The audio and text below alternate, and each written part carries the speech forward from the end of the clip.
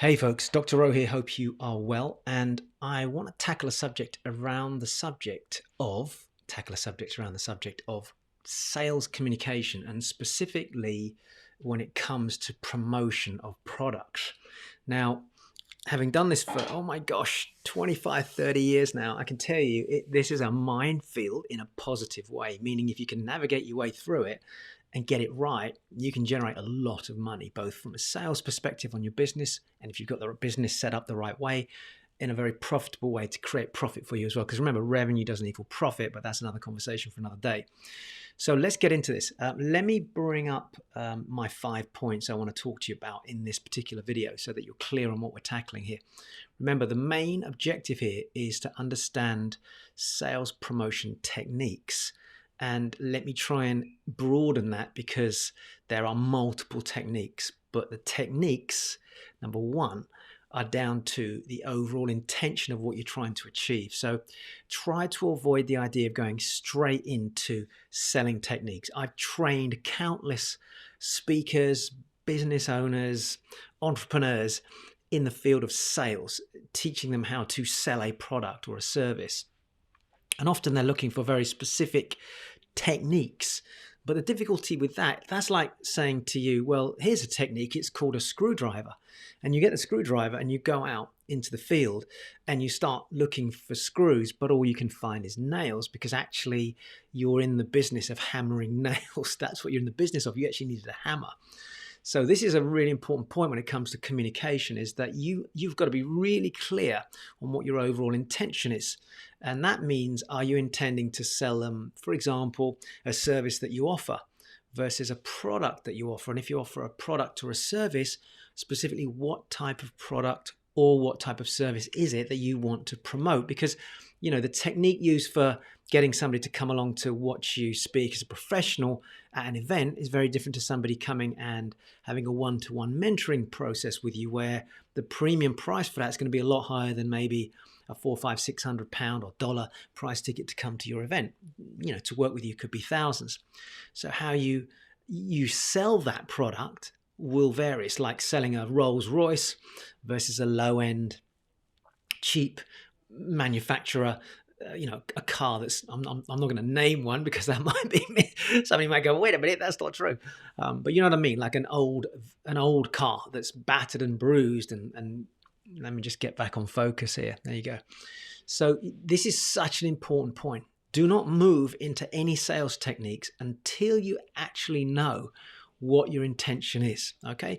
In the CWI system, I might call that the outcome, which ties into another component within our system, which is sales. All right, now, let me get myself back into focus here because I've lost it there. Very good.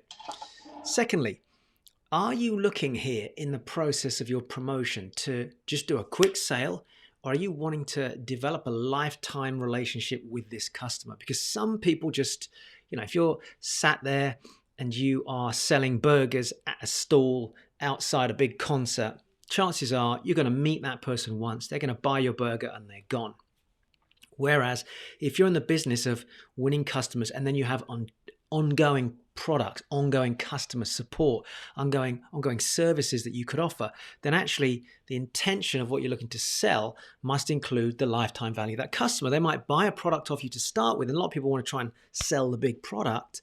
But what if you can get them through the door with a low-cost product, knowing that once they're through the door and they like and they trust you, they're going to spend more money with you and ultimately spend maybe $1,000, $10,000, $15,000. In my mind, if you can get a 10x on that, that's amazing. And that's something I'm able to achieve in certain businesses that I'm involved with, where we can 10x it. They'll pay one thing, but we can multiply that up and over.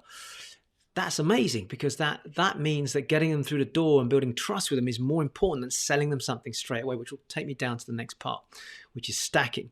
Now, if you want to know a technique, I've even got a road sign here with a few examples here, but let's just talk for a minute about sales promotion techniques. Stacking is one of those. And for some reason, my camera is going in and out of focus a lot today. So I'm just going to come back in. It needs an edge. It doesn't like my round face. It needs an edge of my glasses. Stacking is when you have something of value to your customer or your client.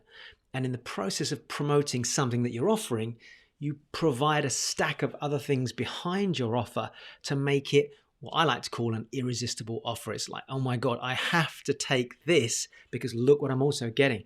And in some cases, what you appear to be offering has a greater value in terms of its stack than the main offer that you're giving them.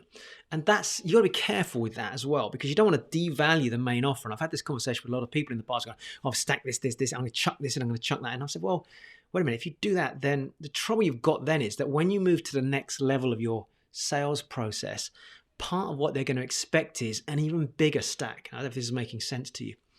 So the stack has to have value to them at that moment in time.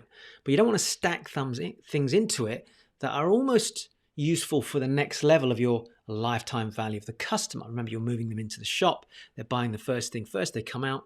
They look at a few other things. Next time I'm going to buy some more things. Well, they might see your sign as they were going out. If you buy this and this, you get a 3 for 1, 5 for 2 or whatever. And actually, let me go back in and buy some more things. So this comes down to the stacking process. And the stacking process typically is products or a service that you've got, ideally a product, something that's low cost to produce, has already been produced, ideally in a digital format, not a lot of material cost to give it to them or produce it for them, but it has immense value to your customer. It has to have value. It's never just giving them something that's no use to them. And it needs to be relevant to them, okay, to what they're looking for and linked to them buying through you in the future as well. Okay, that's important. Because remember, if it's a lifetime value of a customer, what's that customer's journey? And your stack needs to be tied into that as well. Because there can be subtle things in the stack that help them upsell into your products further down the line. So for example, they might be coming to a class with you, but ultimately they could get some coaching or mentoring with you, which is something that I offer when people come through my communications program, for example. They have the ability to go and have more bespoke coaching, but they're not being ready for that yet. They may have an insight into it, they don't even want to do it, but if they look at it and it's part of somewhere in the free programs or, in my stack, I've got some coaching in there, just an extract of some coaching that helps them. They go, oh, this is really useful. Maybe I could look at doing this further down the line. Number 4 is free gifts and bonuses, right? So that's another thing you can do. You could have the stack, or you could say, if you buy this, then you will get this extra bonus. Or it might be that they pay for one person to come to the seminar with you, or they pay for one product that you're selling, but then you give them another one for free, or you give them one that's very similar for free. Or it could be that you give them a guest pass to come to a seminar with you, or to possibly sit in on a coaching session with you, because it might be that guest that comes with them is somebody that is in a relationship with them and they want to get that as an area they want to work on. So this is different to a stack. A stack is lots and lots of different things added together. They go, oh my gosh, look at the value of that. Whereas a bonus is maybe incentivizing them to give them an extra product that you're offering, or another service that you're offering. If you buy this, then you'll get this as well. So that could be another way you could do a sales promotion. Ultimately, your objective really is, if you're gathering at this stage, if they're first through your shop front, you don't want to walk in the shop. Metaphorically, it could be online, of course, as well. And they turn around, they go out. You want to kind of hook them to leave their details. So your stack, if you buy this, then you get da-da-da-da-da-da, or you could offer them a free gift. If you register now for our ebook, or if you go buy this product, then you'll get this as well. Okay, that's the gift. Or simply, would you like a free ebook on whatever it is you do as a service or a product, or something that gives them some tips, has to have value. And when they register, they leave their details. So now you're building up your database, and your database can then lead to a whole sales funnel that can follow behind that, which is email campaigns, etc. So getting their details is really important, because it might be they're not ready to buy big things right now, but they might buy something small, and you can talk to them then moving forward and communicate with them to give them better value. Okay, so that's it. 5 things. Easy way to start on this, of course, is to start thinking about what you could stack at this stage the next time you're offering a product. Give something behind it that in their perception has lots of value, and it has, but to you it's not a lot of cost to create. Good luck with that, and keep me posted on how you get on. And remember to follow, to like, to get onto Instagram and Facebook and YouTube, and just get involved. And I love it when people post here as well and let me know how you're getting on with some of the tools that I'm teaching you.